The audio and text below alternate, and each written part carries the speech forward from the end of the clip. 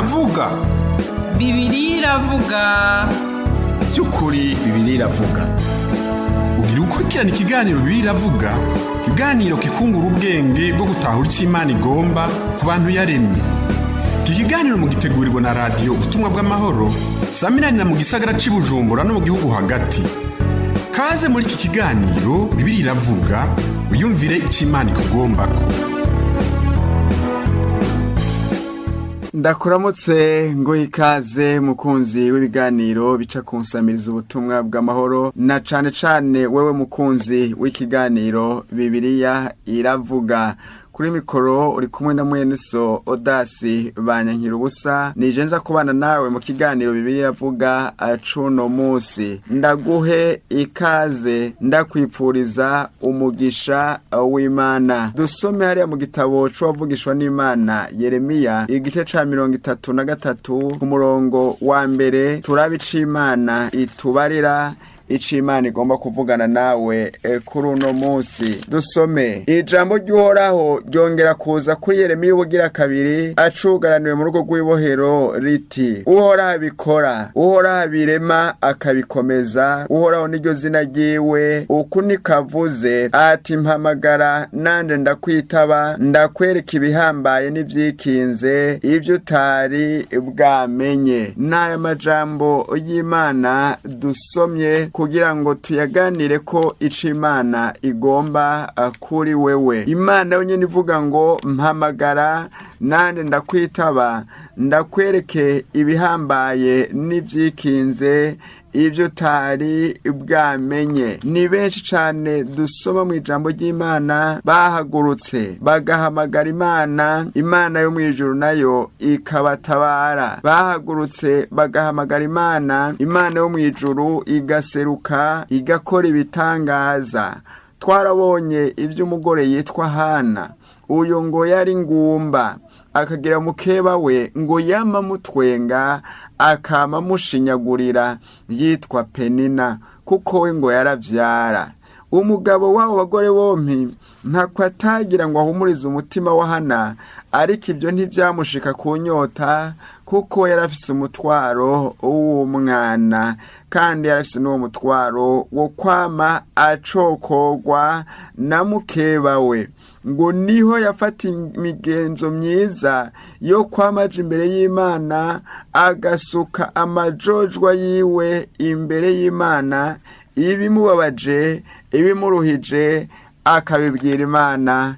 Igihe gikwiye kigeze, Imana yo mwijuru itabura ukwigenza, iramutabara, imugirira neza. Mpamagara nanje ndakwitaba, nkwereke ibihambaye n'ivyikinze, ivyo utari bwamenye. Iyo dusoma mu ijambo ry'Imana turabona ivy'uwundi mugore yitwa Elizabeti n'umugabo we yitwa Zakariya, ingene Imana yabatabaye bageze mu zabukuru.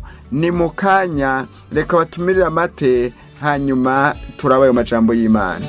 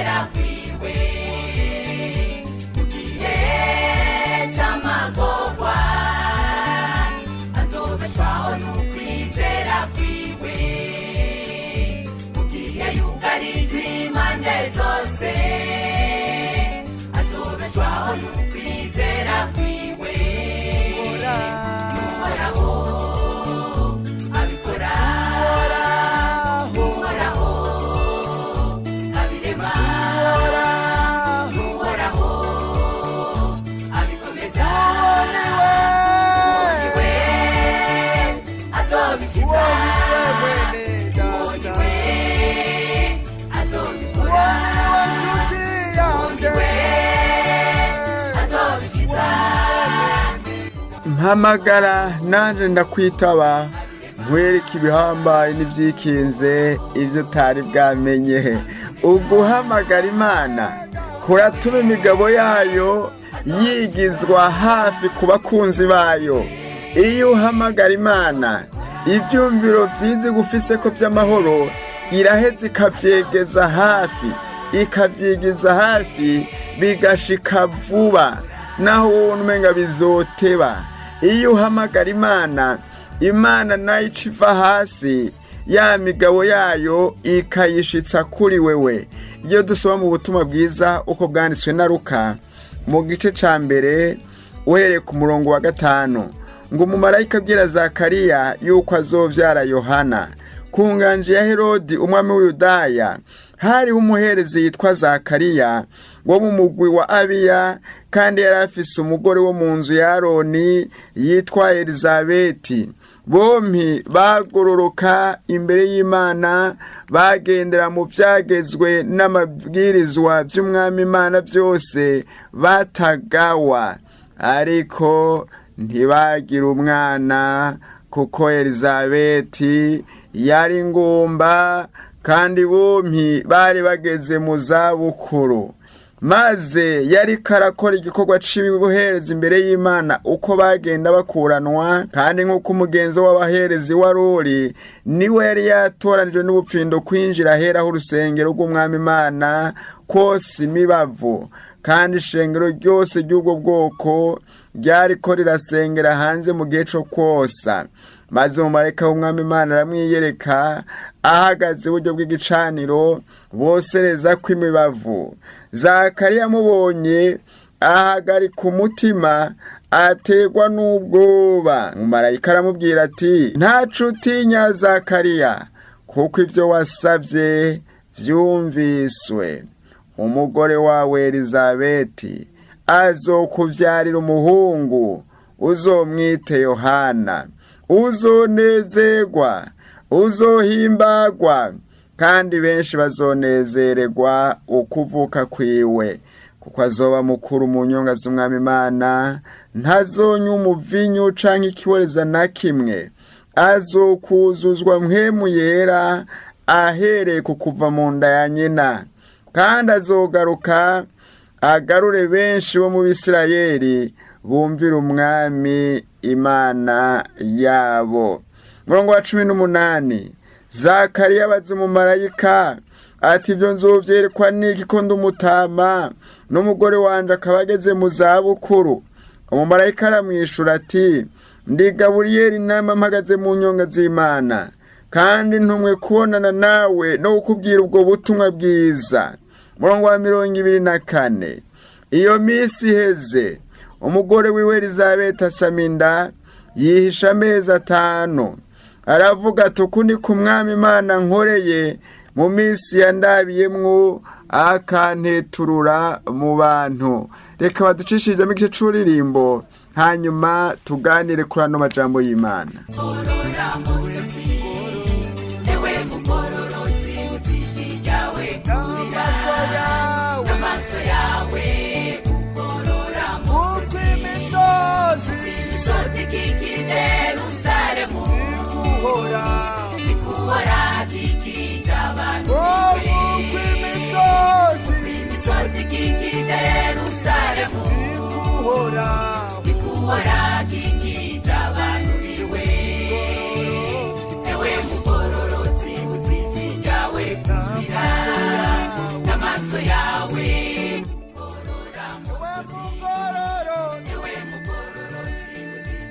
Mukunzi w'ikiganiro Bibiliya iravuga, uguhamagara Imana kwigiza hafi imigabo yayo ku bantu bayo.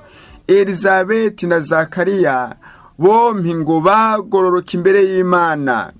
Inyonga z'Uhoraho ziri ku bagororotsi, n'amatwi yiwe ayabangira ugutakamba kwabo. Iyo ushishikara kugororoka imbere y'Imana, hanyuma ukaduza ijwi ukayihamagara, inyonga zayo ziba ziri kuri wewe, kandi n'ugutwi kw'Imana ngwa kubangira ugutakamba kw'abagororotsi. agaciro k'umugororotsi rero ngako, iyo ahamagara, iyo atabaza, iyo asemerera uhoraho nyene isi n'ijuru, uhoraho yaremye ibiriho n'ibitaboneka, amutega ugutwi akumviriza. Nezerwa mugororotsi, nezerwa musore ugororotse, nezerwa mwige mugororoka, nezerwa mupfasoni ugenda ugororokera Imana, nezerwa mugabo ugenda ugororokera Imana, kuko ibyo wasabye uhoraho yarabyumvise. Niwirindirira inyishu uwihanganye, rindira ugutabarwa kw'Imana, rindira ukugira neza kw'Imana, kuko nta mugororotsi yahebwe. Abaririmbyi barakunda kuririmba ngo umugororotsi azokwibukwa ibihe bidashira. Nukuri ugira neza ko wifuza ko Imana igutabara, ugira neza ko wifuza ko Imana yumva gusenga kwawe. Niwagororoka uzoyihamagara kandi nayo izokwitaba. Hariho amasezerano menshi ku muntu agenda agororokera Imana, hari amasezerano menshi cyane ku muntu agenda agororokera Imana. Zaburi 37 ku murongo wa 18 haravuga ngo uhoraho arazi iminsi y'abatacumuye, umugabane wabo uzokwamaho ibihe byose.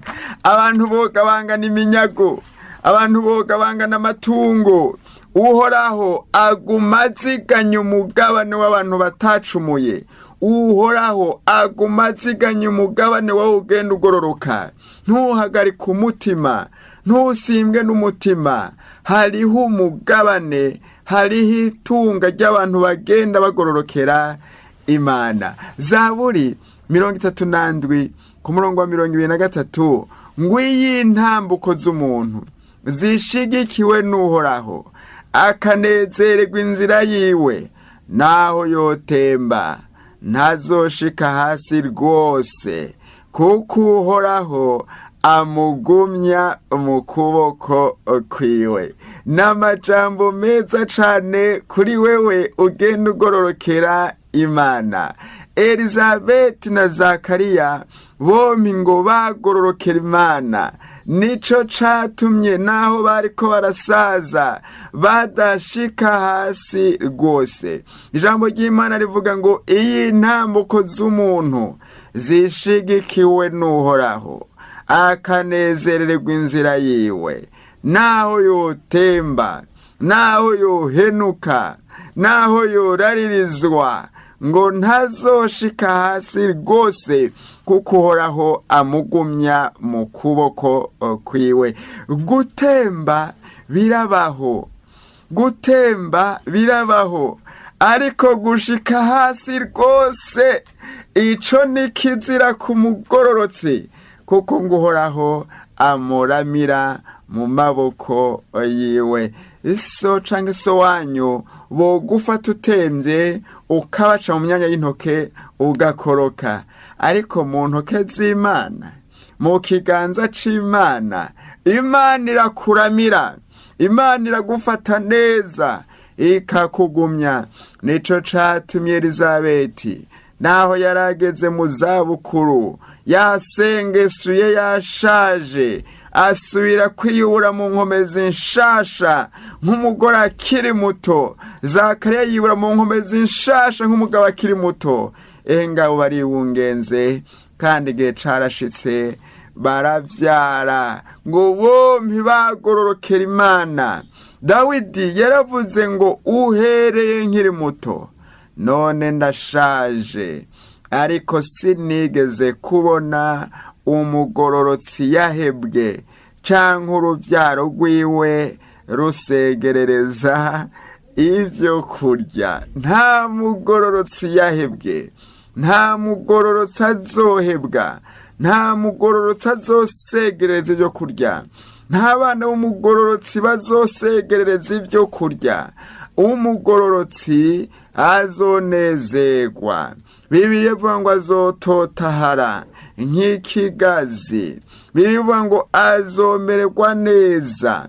Mbere ijambo ry'Imana ngo mubwire umugororotsi ngo ko azomererwa neza, ngo ko azotungwa n'ivy'ibikorwa vyiwe vyamuje. Zakariya ngo yari akiri guhereza, yari akiri karakora, yari karakora mw'ihema, yari karatanga, yari kwizamu yiwe.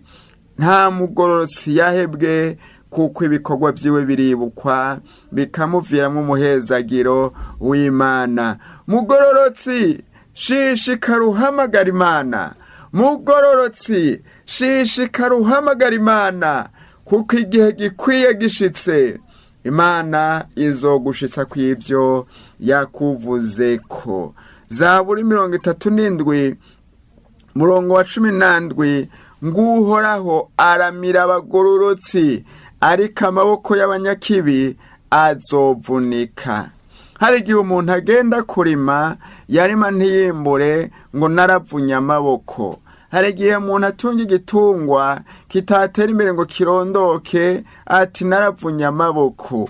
Uhoraho aramira amaboko y'abagororotsi. Imana ivuga ngo mpamagara nande ndakwitaba, iramira amaboko y'abagororotsi.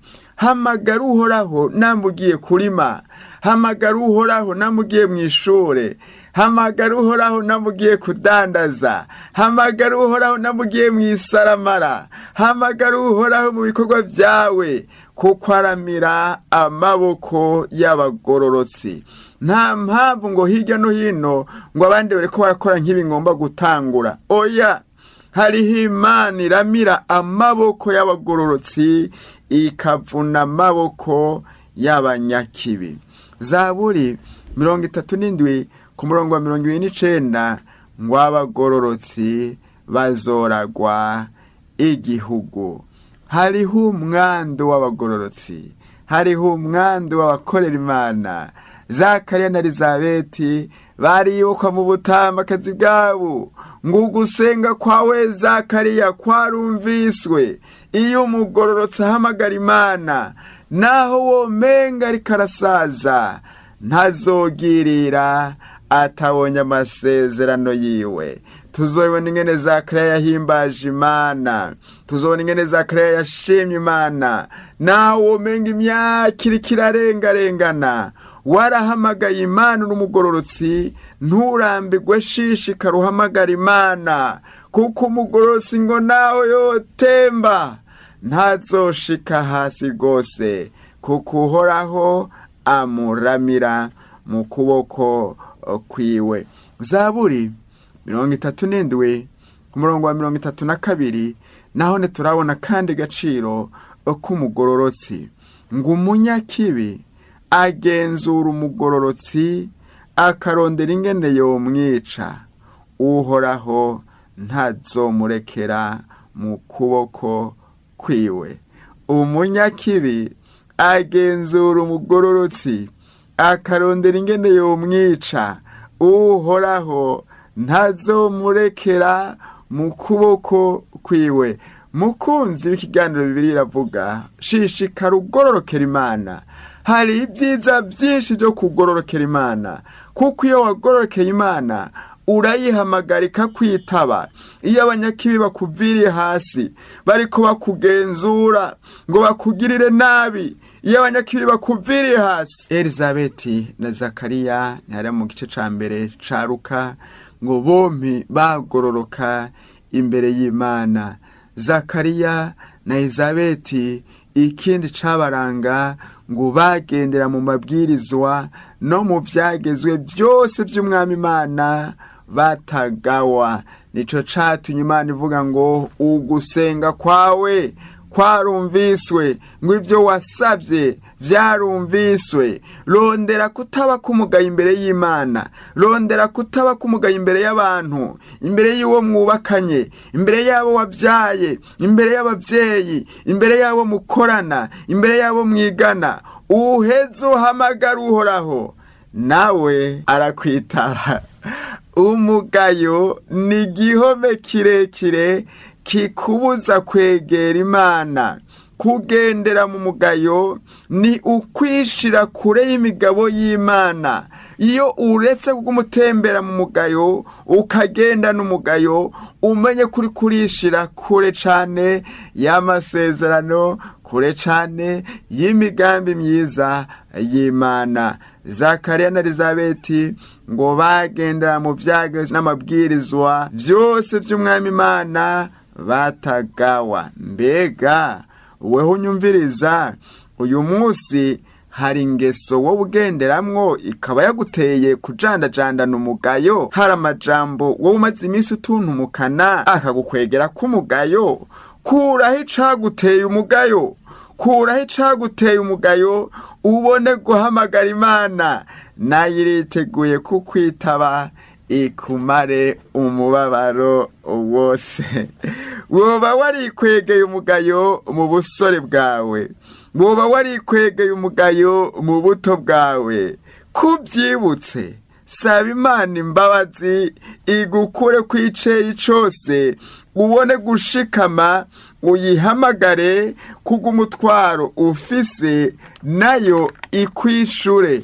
Woba waragendeye mu mugayo imisi wari kurategura ubukwe, woba waragendeye mu mugayo imisi wari kurategura dote, woba waragendeye mu mugayo umunsi wa diplome, woba waragendeye mu mugayo umunsi wafata urugendo rwa kurukarara mu ihoteli, woba waragiye ku mugayo imisi wandikira wa muntu ukamwandikira ibitari vyo, hamagara Imana igukure kuwo mugayo, ubone gushira imbere yayo imitwaro ufise, nayo izoseruka nk'umutabazi ikugirire neza. Elizabeti na Zakariya ngo bari bageze mu zabukuru, ibigaragara bidashoboka bitanagishoboka, byarataye igihe, byarakurenganye ibyo wahevye, kubwo gushishikara guhamagara Imana birigizwa hafi bikagaruka ku mwanya wavyo. Ugusaza ntaco guhindura ku migabo myiza Imana igufiseko. Kuri yo umuntu w'umuto n'umusaza ni bamwe, ibakoreramwo kumwe, ibakoresha uko igonvye. Ubusaza ntaco buhindura ku vy'Imana yakuvuzeko. Imyaka naho yokurakuranwa ikaba myinshi nk'igiti, nta na kimwe ihindura ku vy'Imana yakuvuzeko. Kandi ubusaza canke gukurakuranwa kw'amezi n'imyaka n'imisi n'ibihe ntaco bihindura kuri wa mutwaro wasengera kera. Ubushaje urindiriye kuzowishurwa, wibaza ngo uzowishurwa mw'ijuru, abakijwe bose bazomarirwa umubabaro wose. Siko bimeze. Nturare ngo haheze imyaka myinshi ngo none kunza narashaje, urya mutwaro nta kundi nzishurirwa mw'ijuru. Oya, shishikara uhamagara Imana. Zakariya na Elizabeti ngo bari bageze mu zabukuru, ariko isengesho bari barabwiye Imana, Imana yari yararibitse. Igihe c'uko Imana yishura, amajambo itamubwiye bakira abajene Mariye, amajambo itamubwiye bamaze umwaka bagize ubukwe, amajambo itamubwiye bamaze imyaka 10 bagize ubukwe, iza mu busaza iramubwira ngo ryarindi wasenga, bimwe usaba umwana w'umuhungu vyarumviswe. Sinzi imyaka yari iheze, ariko ngo byose Imana irabibika, kandi iyo hageze usanga ari bishasha nk'umutwaro usenga y'ubwo, hanyuma igaca iwishura. Bamaze imisi bakurembeje ngo washaje utavyaye, bamaze imisi bakurembeje ngo washaje utubatse ugwawe, bamaze imisi bakurembeje ngo wasaziye mu mashure, bamaze imisi bakurembeje ngo washaje utaronse poromosiyo mu kazi. Urabwira ayo majwi uti ku Mana umusaza aboneka kibasha, uti kandi nukibasha aboneka ari nk'umukungugu gusa. Aba kugira ngo washaje ngo nta kizova mwejo, urababwira uti ku Mana umusaza aboneka nk'umusore akiri muto, uti kandi n'ukiri muto ntiyovyishimira, kuko nawe naboneka ari nk'umukungugu gusa. Mu bwami bwa Satani ibishaje biba bishaje kuko ntibisubira kwiyubura. ariko ku Mana abiteze Uhoraho bama biyubura mu nkomezi nshasha. Elizabeth yari yararenganye ibyo kubona ibimenyetso by'uwo kwibaza ko azohava yibungenga. Ku banyabwenge b'iki gihe nta cari kigishoboka, ariko kuwamenya ibanga ryo guhamagara Uhoraho abirema, arahamagara agahamagara isaha atazi, aza asanga hari ibintu Imana yaremye ibitariho bikabaho, ingingo zashaje zigasubira gukora nk'iz'umuyabaga. Mbega Imana! Umutamakazi atakibona ibimenyetso ko yobyara, umutama atakibona ibimenyetso ko yobyara, umutama nk'uyo n'umutamakazi. Ehe kubwo guhamagara Imana ntuzorambirwe no guhamagara Imana ngo bakiyubura mu nkomezi nsha kwijambo Imana ibabwiye ngwehe ngibyo wasabye byarumviswe. Nta jambo riva ku Mana ribura ububasha. Umaze iminsi uraba inzira byozana na mu Imana gutabare, ariko ku Imana yavuze kubera wayihamagaye nayo ikazi kavuga. Nturaba inzira bizozana namwo kuko waruzi bizozanana siyo bizozanana. Kindi gihe Imana ibwira Abisirayeli ati kizobemeza ko nzobatabara, muzobona inkumi yibungenze. Ntibavyumva, bati inkumi yo kwibungenga gute? Kindi gihe ibwira Zerubabeli, tewe Zerubabeli ntuzotinye, ati kuko umusozi ukiri imbere uri imbere yawe uzocika ikiyayu ukabona inzira. Hari ibisozi binini biri imbere yawe, ariko Imana iragomba ngo ushishikare guhamagara, kuko kubwa mpwemu w'Imana yatumye Zakariya asubira mu busore akibona ku bimenyetso byo kubyara. Kubwa mpwemu w'Imana yatumye Elizabeti asubira mu budamu akiri muto akibungenga. Kubwa mpwemu nawe ubwo rusozi rukiri imbere yawe kushishikara guhamagara, mpwema azorutumura, mpwema azogwimura. Shishikara uhamagara Imana wizeye. Imisozi uzoyibona yikina amatavu, uca yibaza uti mbe mwa misozi mwaturambi mwe mubaye iki ko mbona mwikina amatavu imbere y'umusavyi w'Imana? Hari indwara uzobaza uti wa ndwara ubaye iki? Hari umutwaro uzobaza uti wa mutwaro ubaye iki ko mbona wikina amatavu? Ariko uzoca umenya uti iyi ni ya Mana, iyi ni ya Mana nahamagara, niyinyibutse ikandaba ikangirira neza. Aya majambo ya Zakariya na Elizabeti uyashishikaye uzona ko Imana yahavuye ibaha umwana. Zakariya agahimbaza Imana na Elizabeti agahimbaza Imana, ati iyi ni misi Imana ingendeyemwo. Reka ndangize ndagusengera, ndagusabire gushishikara guhamagara Imana. Nturabe ngo imisi yaheze, ngo washaje, ngo ni vya kera. Oya, gumana ivyizigiro kuko Imana yarabibitse kandi izokwishura. Mana Data wa twese, ndasengeye umusavyi wawe amaranye imisi amajwi amubwira ngo ntukabisengere, ngo ni vya kera, ngo vyarataye igihe. Ariko tukuzi nk'Imana igira neza, tukuzi nk'Imana igira ubuntu, tukuzi nk'Imana igira imbabazi. Igihe gikwiye gishitse turazi kuzoseruka ugakora akakunezererwa. Ati iyi ni ya Mana nahamagara, none nanjira ntabaye. Mana uko wagiye neza Elizabeti mu busaza, ko wagire neza Zakariya mu butama, hari abandi bakurindiriye, barindiriye ibyo basengeye igihe kirekire. Harimo n'abarindiriye umwana, nanje ndabasengeye. Yesu Kristo mwiza, ubibuke, kiganza cawe kibagenderere. Mpwema batera igitutu, umutama yubure mu nkomezi. Mpwema batera igitutu, umupfasoni yubure mu nkomezi. Ejo bumva inda yikina, bazogushimira, bazohimbaza Imana. Senze nizeye izina rya Yesu Kristo. Amen.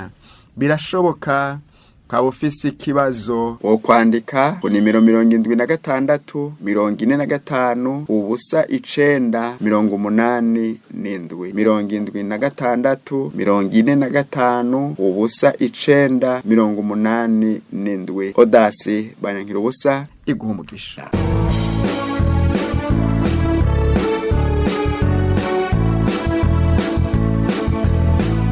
Mukunzi wahisemwo kubana natwe muri iki kiganiro Bibiliya iravuga, turagushimiye. Ukaba ufise ikibazo canke wifuza kutwunganira, duhamagare kuri 22 21 52 55 mu masaha y'akazi, canke kuri ngendanwa 76 ubusa 61 ubusa canke 76 ubusa 69 ubusa Mani guheza gihe.